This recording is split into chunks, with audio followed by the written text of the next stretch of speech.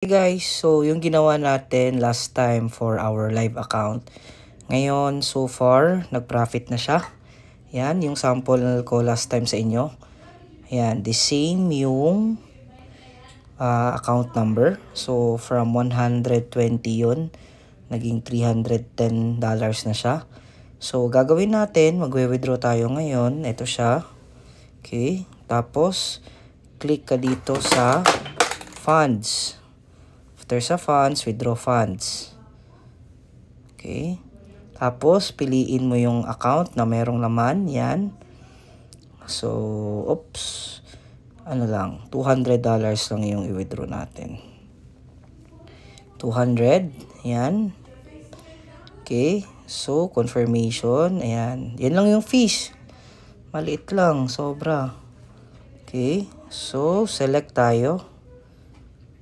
Philippine Bank Transfer. Okay. So, pili ka. Ito, nakaset na sa akin kasi na Union Bank.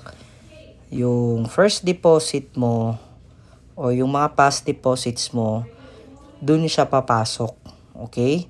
So, kung nag-deposit ka dati sa Union Bank siya mag-ano. Tapos, pag na-fill in na mo na lahat yung deposit mo sa Union Bank, ang mangyayari dyan is, kung yung bagong deposit mo, kunwari sa akin, Maya, pag na-fill-in mo na din yon, sa Maya na siya papasok. So again, uulitin ko, automatic na yan siya. Wala na siyang pagpipilian kasi kung saan ka nag-deposit on your first few transactions, dun niya ipapasok lahat ng mga withdraw mo. Okay? So sir, Maya ako nag-deposit recently. Again, kung ano yung mga deposit mo initial, okay? And we also do not suggest sa credit card kasi matagal mag-reflect at least 3 weeks to 1 month kasi nabayaran na nag-commission na or nag-withdraw na si client kay VT, okay na. Ang problema is sa bank mo, lalo na pag credit card, matagal ang statement of account, okay? So, withdraw now. Yan lang. Yan. So, makaka-receive ka ngayon ng ganyan na confirmation. And the email as well.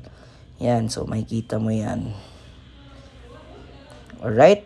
So, hintayin mo lang.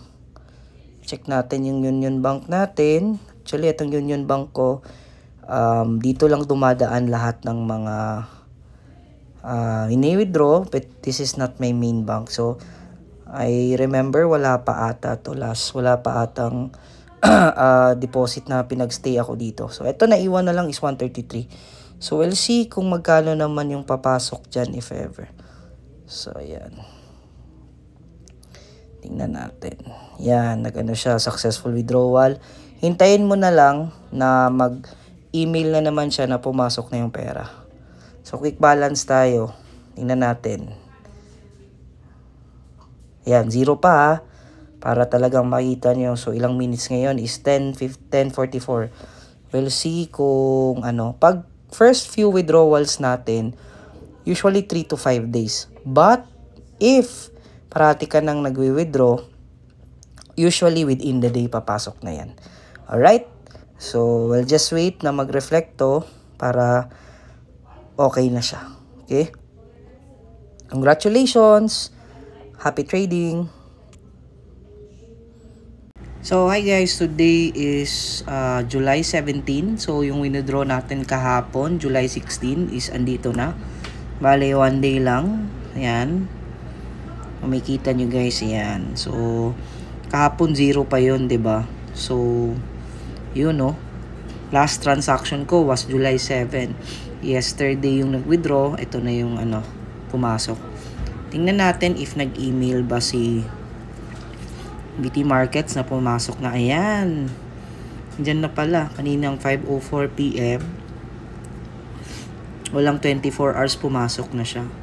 So, yan guys. That means we are very happy with our broker. So, happy trading lang. Tuloy-tuloy lang tayo. God bless po.